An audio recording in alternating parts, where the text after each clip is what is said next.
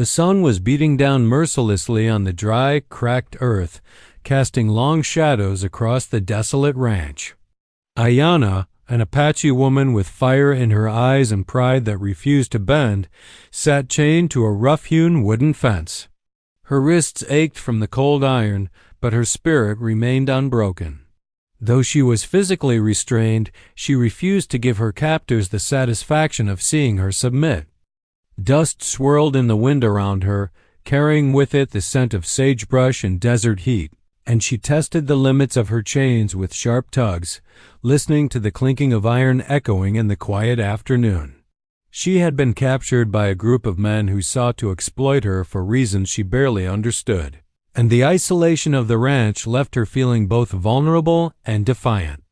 Ayanna's mind raced, weighing options, calculating the odds of survival, and considering every hidden crevice in the terrain around her. Yet she was not just a victim. She was a warrior of her people, trained to resist, to endure, and to act. Every movement of her body, every sharp glance, reflected years of discipline and the instinct to survive in a harsh, unforgiving world. The sound of hoofbeats and the soft crunch of boots on sand reached her ears, and she turned sharply. A figure emerged from the heat haze, a lone cowboy moving deliberately, his wide-brimmed hat casting a shadow over eyes that were calm and calculating. This was Luke, a man known in nearby settlements for his cautious, methodical nature, a man who traveled alone and acted with purpose. There was a tension in his movements, a sense of measured patience, and Ayanna immediately recognized that he was not like the others who had captured her. When he reached the fence, their eyes locked, each sizing up the other. Ayanna's voice cut through the quiet, sharp and defiant. "Do whatever you want." The words were both a challenge and a plea, a mixture of courage, surrender, and dare. Luke paused, aware of the power dynamics at play. He could act with violence, indifference, or mercy, and the choice he made would define not only her fate but his own moral code.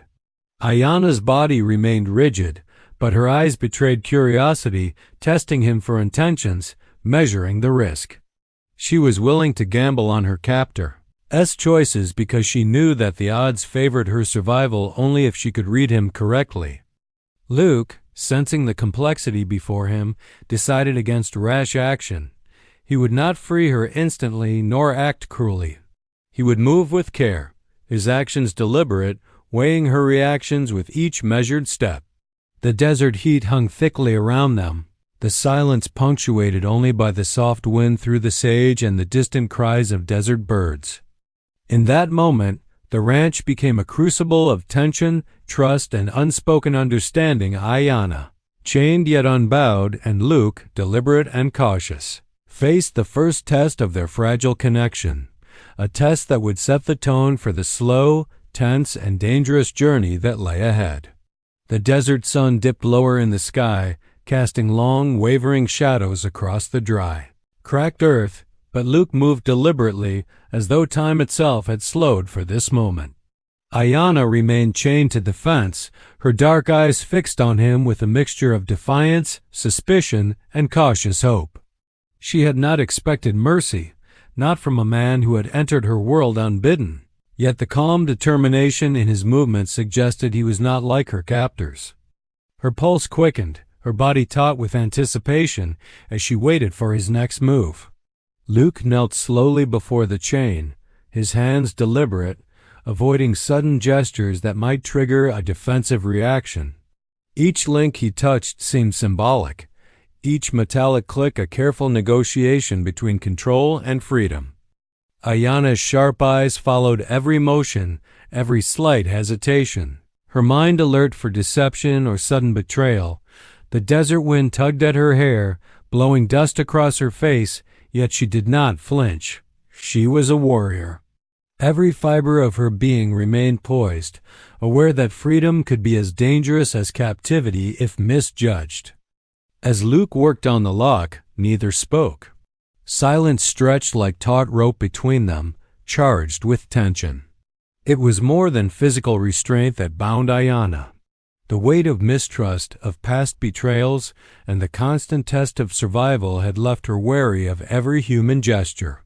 She had lived her life relying on instincts honed in the harsh wilderness.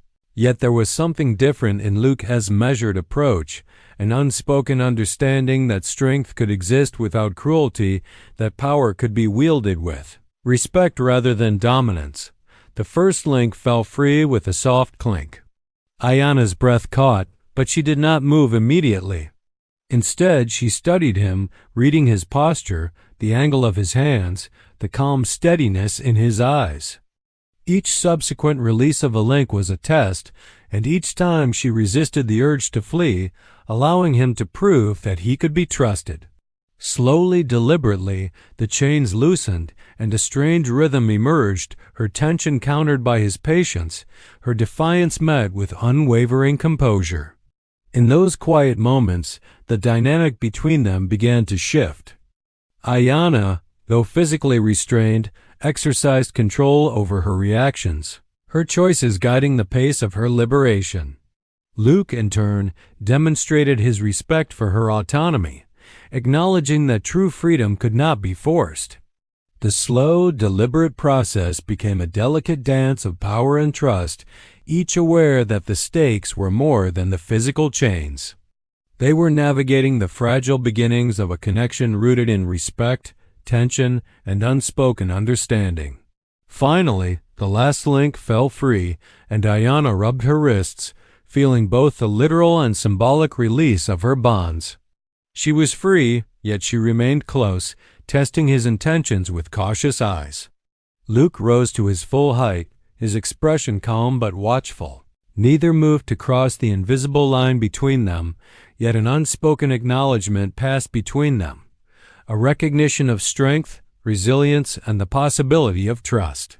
The desert around them remained harsh and unyielding, yet in that fleeting moment, a fragile understanding had been forged, one that would shape the perilous journey that lay ahead. A journey of survival, discovery, and perhaps a deeper bond that neither had yet dared to name. The desert stretched endlessly before them, a vast sea of sand, rock, and heat that seemed to test every step they took.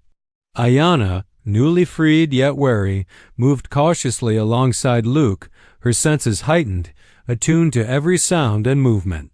She did not immediately flee into the open wilderness, nor did she fully trust him, but the looming threat of her captors, who might pursue them at any moment, forced a reluctant cooperation.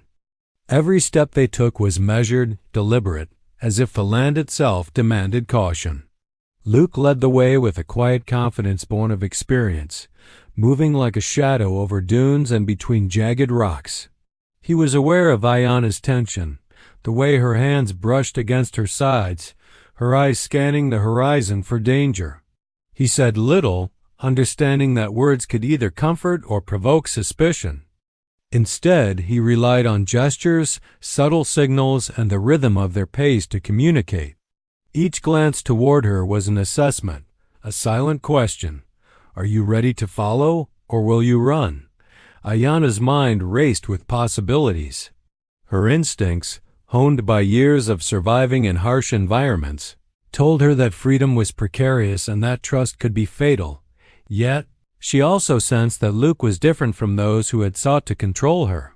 He had freed her without force, moved with patience instead of aggression, and allowed her to retain agency over her own choices. That, she realized, was rare and potentially dangerous if misread. The desert itself became a character in their flight, presenting obstacles at every turn. Heat waves shimmered over distant rocks, distorting the terrain and making it difficult to judge distance. Sparse vegetation offered little cover, and the occasional rock formation became both refuge and hazard.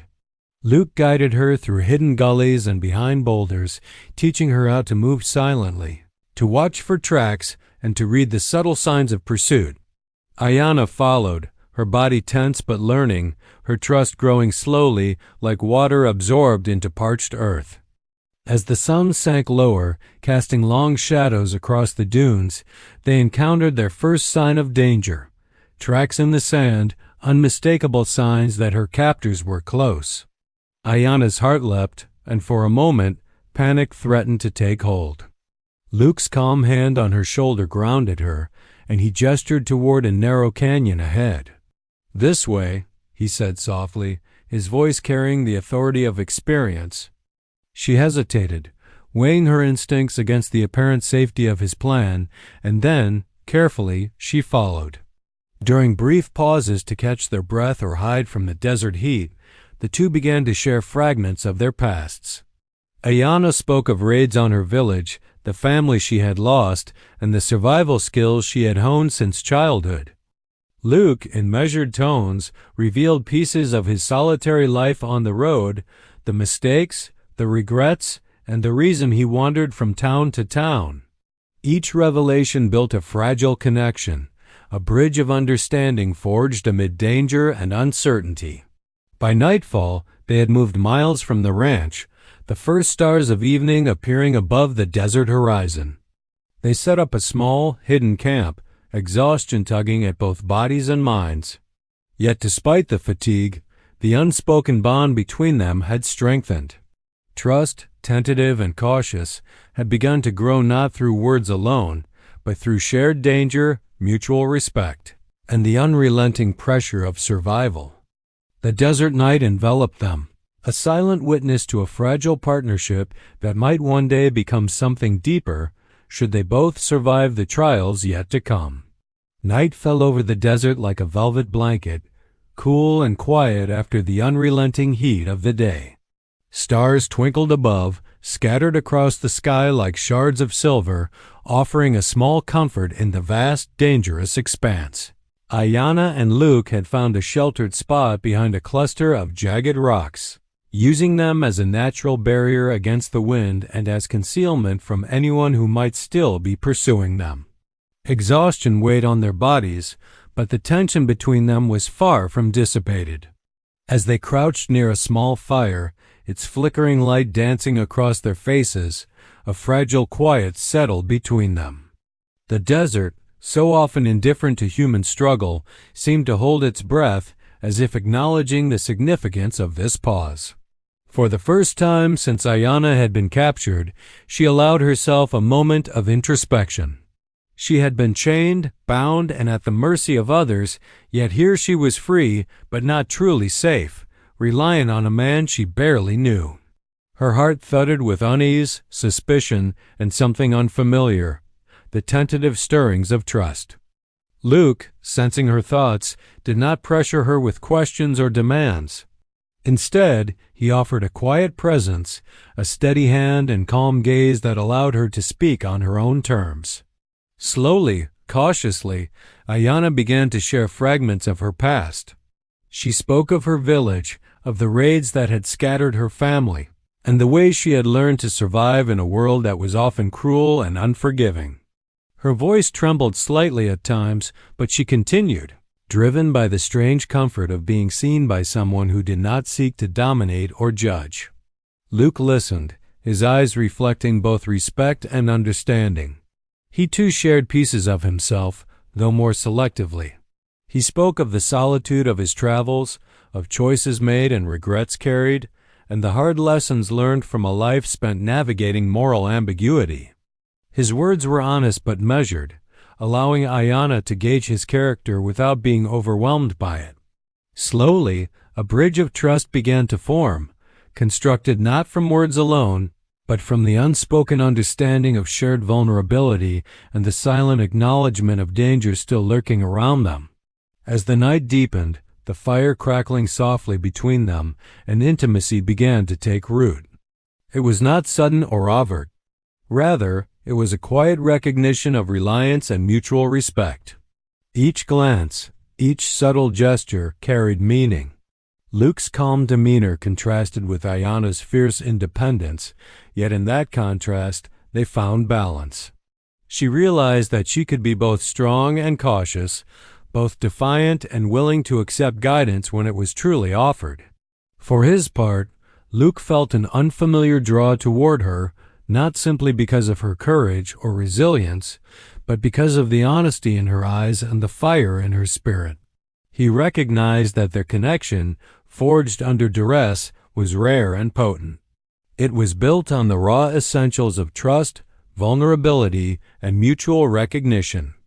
By the time the first hints of dawn began to soften the night sky, they had shared more than words. They had begun to understand each other's hearts. The desert, indifferent to human lives, had witnessed a fragile bond take root, one that might grow stronger if they survived the dangers still ahead. And that promised a deeper connection shaped by respect, courage, and shared trials.